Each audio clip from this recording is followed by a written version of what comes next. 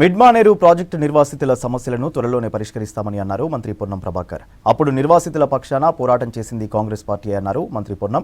కరీంనగర్ జిల్లా వరదవెల్లిలోని శ్రీ దత్తాత్రేయ జయంతి ఉత్సవాల్లో పాల్గొన్నారు మంత్రి. ఈ కార్యక్రమంలో ప్రభుత్వ విప్ ఆది శ్రీనివాస్, చొప్పదండి, మానకొండూరు ఎమ్మెల్యేలు మేడిపల్లి సత్యం, కవ్వంపల్లి సత్యనారాయణ పాల్గొన్నారు. ఇదే అంశంపై మరిన్ని డీటెయిల్స్ బాబు యాదవ్ అందిస్తారు. మంత్రి హోదాలో పొన్నం ప్రభాకర్ రాజన్న సిరిసిల్ల జిల్లా మిడ్మానేరు ప్రాంతానికి వచ్చారు. నిన్న మొన్నటి వరకు కూడా మిడ్మానేరు సమస్యలపై మీద పోరాటం చేసిన కాంగ్రెస్ పార్టీ ఇప్పుడు ప్రస్తుతం అధికారంలోకి వచ్చి మనతో పాటు మంత్రి పొన్నం ప్రభాకర్ ఉన్నారు. అన్న చెప్పండి, మిడ్మానేరు అంటే కాంగ్రెస్ అంటే మిడ్మానేరు విధంగా పోరాటం చేశారు. మిడ్మానేరు సమస్యలపైన ఎట్లా చేస్తారు? ప్రజల పరిపాలన వచ్చింది. మేము గతంలో రాజన్న జిల్లా కాంగ్రెస్ అధ్యక్షుల లోపల తీర్మానం కూడా చేసినాం. దాని ప్రకారంగా మా ప్రభుత్వం వచ్చింది. 20 రోజులు కూడా కాలే. త్వరలోనే ఇరిగేషన్, ముంపు గ్రామాలు, నిర్వాసితుల సంబంధించినటువంటి చర్చ సమావేశం జరుగుతుంది. అందులో మిడ్మానేరును కూడా ఒక ఎజెండా తీసుకొని గౌరవ శాసనసభ్యులు ఆది శ్రీనివాస్ గారు, గౌరవ శాసనసభ్యులు మేడిపల్లి సత్యం గారు, గౌరవ శాసనసభ్యులు కవ్వంపల్లి సత్యనారాయణ ముగ్గురు కూడా ఈ ముంపుకు సంబంధించిన దాంతో సంబంధాలు ఉన్నాయి. తప్పకుండా అందరం కలిసి మేమేదైతే ఉద్యమం చేసినామో ఈనాటి ముఖ్యమంత్రి పిసిసి అధ్యక్షులు ఆనాడు కూడా ఇక్కడికి వచ్చి ఆ అంశం మీద స్పష్టత ఇచ్చిండు. ఇలా మేము కొత్తగా చెప్పే అవసరం లేదు. కాబట్టి తప్పకుండా మేము ముంపు గ్రామాలకు సంబంధించి అన్ని సమస్యలు వీలైన తొందర లోపల పారదర్శకంగా పరిష్కారం చేస్తామనేటువంటి మాట ఈ సందర్భంగా చెప్తాం. ప్రధానంగా అంటే ముంపు గ్రామాల్లో ఎంప్లాయ్మెంట్ లేక చాలా యువత కావచ్చు చాలా ఇబ్బందులు పడుతున్నారు. అంటే మొన్న రీసెంట్గా అసెంబ్లీలో కూడా సీఎం రేవంత్ రెడ్డి మాట్లాడారు అసెంబ్లీ మిడ్మానేరు సమస్యల పైన. స్వయం ఉపాధి పథకాల ద్వారా లేదా మధ్యతరగతి చిన్న తరగతి పరిశ్రమల ద్వారా, కుటుంబ పరిశ్రమల ద్వారా ఈ యొక్క ప్రాంతాన్ని ఉపాధి కోసం వలసపోయే పరిస్థితి రాకుండా చూస్తాం. ఇప్పటికే గౌరవ శాసనసభ్యుడు ముంపు గ్రామాలకు సంబంధించినటువంటి పరిధి లోపల ఆ గ్రామాలు ఏర్పడ్డాయో వాళ్ళకు సంబంధించినటువంటి మేమంతా కూడా ఈ సమస్య మీద అవగాహన ఉన్నటువంటి వాళ్ళం. ఇప్పటికే చర్చించుకోవడం జరిగింది అనేక సందర్భాల్లో.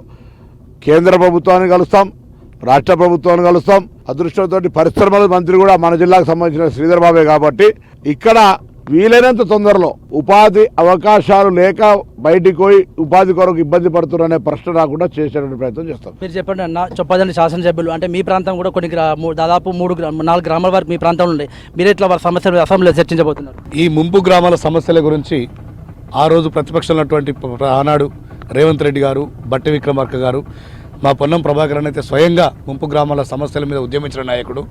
ఈ జిల్లాకు చెందినటువంటి ఇప్పుడు అదృష్టవశాత్తు పొన్నం ప్రభాకర్ గారు మంత్రి అయినరు, అదేవిధంగా శ్రీధర్ బాబు గారు మంత్రి అయినరు, బట్టి విక్రమార్క గారు, రేవంత్ రెడ్డి గారు, వీళ్ళందరూ కూడా ఈ సమస్య మీద పూర్తి అవగాహన ఉంది.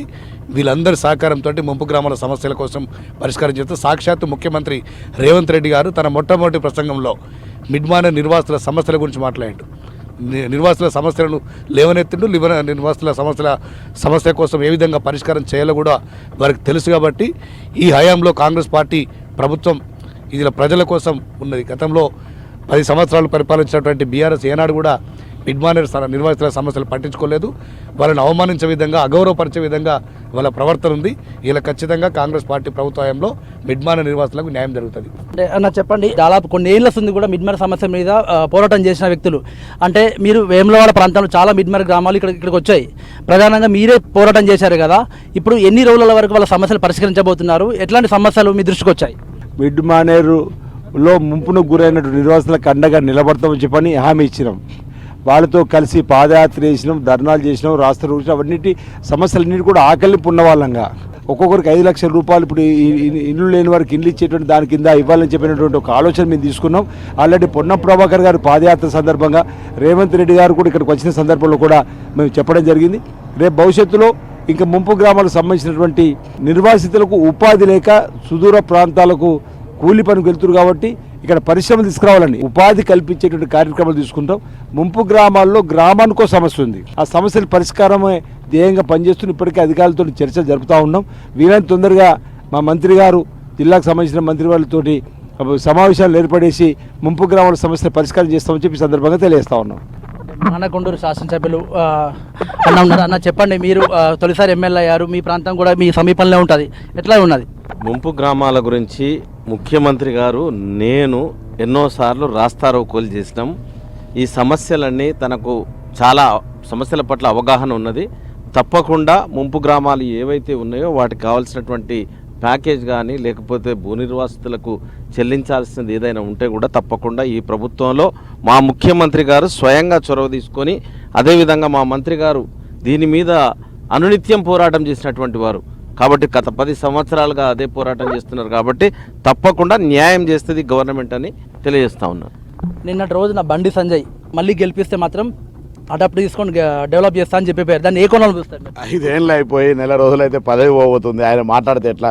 మొన్న పోయి రైల్వే మంత్రికి ఒక విజ్ఞాపన ఇచ్చినట్టు 5 ఏళ్ళు ఈ నియోజకవర్గ ప్రజలను పట్టించుకొని ఆయనే ఇప్పుడు ఏం చెప్పినా అబద్ధాలు తప్ప ఇంకొకటి కాదు. ఆయనకు నిజంగా అటువంటి ఈ యొక్క ప్రజల గురించి ఆలోచన ఉంటే 5 సంవత్సరాలు ఏ ప్రాంతంలో ఏం పని చేసినా చెప్పమని అడుగుతాను. నీ గురించి మాట్లాడితే వేస్ట్ చేయాల. ఎందుకంటున్నా అంటే పార్లమెంట్ సభ్యుడు నువ్వు భారతీయ జనతా పార్టీ నాయకుడిగా నేను ఒప్పుకుంటాను, కానీ కరీంనగర్ పార్లమెంట్ నియోజకవర్గం మొత్తంలో 17 లోక్సభకు ఎన్నికలు జరిగితే నీ అటువంటి ప్రజలను పట్టించుకోని పార్లమెంట్ సభ్యుడు ఎవరు లేడుగా. చాలా చరిత్ర పెద్ద మనుషులు పార్లమెంట్ సభ్యులు చేశారు, కానీ నీలాగా ప్రజలను నిర్లక్ష్యం చేసి ప్రజాసభలను నిర్లక్ష్యం చేస్తున్నాడు. ఎన్నికల నోటిఫికేషన్ నెల రాబోతుంటే అధికారులకు శిక్షణ ఇచ్చే సమయంలో వచ్చి దీన్ని దత్తాత్రేయ స్వామి చూసుకుంటాడు. ఆ మాట అంతేగా. మేము దత్తాత్రేయ స్వామి ఆలయానికి ఇయ్యాలి వస్తలేం, 10 వచ్చినాక వస్తలేం, ఎప్పటి నుండే వస్తున్నాం. ఈ దేవాలయ అభివృద్ధికి సంబంధించి ప్రతి అంశం లోపల మా భాగస్వామ్యం ఉంది. మేము తప్పకుండా ఆ భగవంతుని ఆశయంతో చేయగలుగుతాం భవిష్యత్తులో కూడా. అంతే తప్ప ఎన్నికలు వచ్చినాయి కానీ మాటలు మాట్లాడితే ప్రజలు అర్థం చేసుకోవాలని కోరుతా ఉన్నా. బీజేపీ బండి సంజయ్ కేవలం రాజకీయ లబ్ధి కోసం మాత్రమే తను అన్న ప్రకటన చేశారు తప్ప ఏం లేదని చెప్పేసి మంత్రి పొన్నం ప్రభాకర్ చెప్తున్నారు. కెమెరా పర్సన్ కవికుమార్తో బాబేదో V6 న్యూస్.